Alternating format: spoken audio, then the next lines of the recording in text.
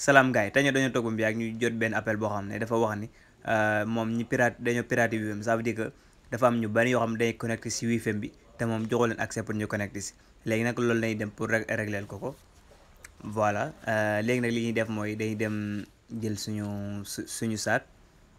léegi bu ñu jëlee suñu saak ba pare léegi voilà léegi ñu génn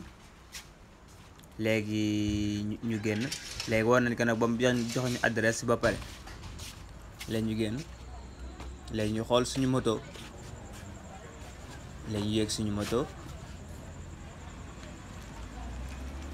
léegi ñu taal suñu moto léegi ñu xool wax lumière yaa ngi tàkk parce que guddi la dafa lëndëm. léegi ñu ngi ni dem si kër gi bu leen fàtte tamit waa ji jox nañu envoyé adresse bi actuellement ñu ngi topp adresse bi pour dem fa. voilà ba tey ñu ngi si yoon wàcc nañ si yoon suuf bi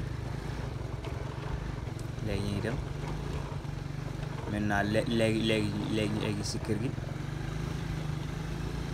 léegi ñu egg si kër gi dugg nañ si koñ bi mu nekk actuellement. léegi dugg nañ si koñam voilà léegi egsi nañ ñu ngi si kër gi léegi wifi bi ma ngi si kaw. léegi day yéeg si kaw en premier étage. léegi ñu yéeg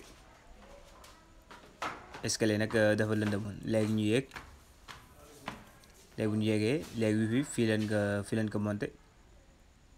léegi ñu xool wifi bi léegi wifi moom moo nekk ni Funbox yi la yi ngay xam ne chaque fin de mois ngay fay 12900.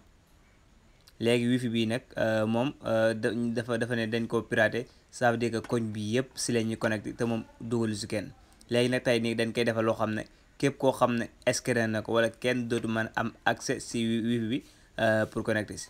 léegi dañuy dem suñu Google voilà léegi ñu dem dugg si interface wifi bi. léegi lii nag boo si bëggee am ay détails defoon nañ si vidéo pour naka la ñuy limité voilà wifi. léegi dugg na si interface léegi defar nañ activé nañ ko maam adresse mag bi kenn dootu ko mën a scanner. léegi lan lay def mooy bala ñoo buuse si kër gi nag dañuy xool kenn koo xam ne maam dina mën a maîtriser yooyu pour jubat ko pour kantaa moom bu fekkee ne dafa bëgg a dugal kenn moom dina xam fa naka lay def ba dugal parce que mën nañ ko dugal te woon ñu ko kenn. léegi ñu dem am kenn koo xam ne dafa ñëw pour bëgg a connecté. léegi nag dañuy def kër goo xam ne def nañ ko rek dañ koy wan koo xam ne maam dina mën a dugal gars yi pour ñun bu ñu woowee disponible. léegi man maa ngi expliqué voilà waa ji léegi moom expliqué naa ko ba maîtriser ko. léegi maa ngi dellu léegi nag si yoon bi nag bi ñu dellu la am beneen kër gu mu jàkkaarool bu ñu waat wax ñu même problème bi del kii nii. léegi nag naka lañ def muy dañ fay demaat. léegi dañuy demaat si kër gi voilà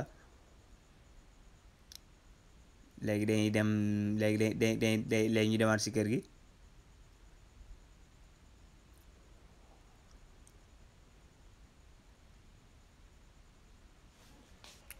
voilà léegi nag bi ñu génnee voilà day gis nañ gars yi ñoo xam ne maire bi ñi ma wax ne dañuy piraté wifi bi gis nañ ñu bari ñi ngi toogoon foofu mais ñi commencé rocceeku ba mu des ñaar. voilà xam naa ñoom di leen mujjee dem parce que wifi bi ñoom duñ si mën a am accès pour dugg si. léegi nag beneen kër gi nga xam ne moom moo ñëw moom moo nekk nii moom nag dañoo ñëw pour defar ko li nga xam ne defar nañ ko comme benn mbokkam mi voilà. léegi nag wifi bi moom dañoo ñëw fekk wifi bi mot de passe ñu changé yëpp. léegi ñun ñu xool pour redémarrer modem bi voilà léegi xool na ba son amuñu leen ko redémarrer. léegi dama obligé ma jël foofu benn caabi.